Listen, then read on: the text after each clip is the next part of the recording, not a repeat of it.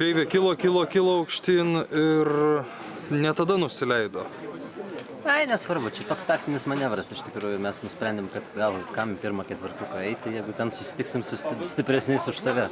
Šiam sezonui užteks ir tuo mes ir patenkinti. Bet jeigu rimtai, ko pritrūko šiandien?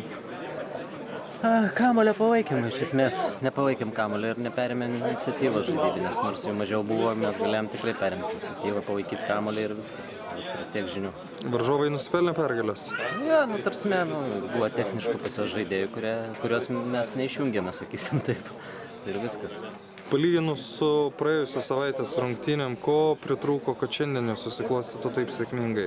Tai aš jau sakiau, kad, nepalaikyti kamulio reikėjo ir viskas, patampyti. O na savaitę pavyko? Pavyko, praeitą kartą buvo ir pasiukai ir viską, biškai palaikėm kamulį ir kažkaip susižaidėm, o dabar kažkaip susipatrikavom.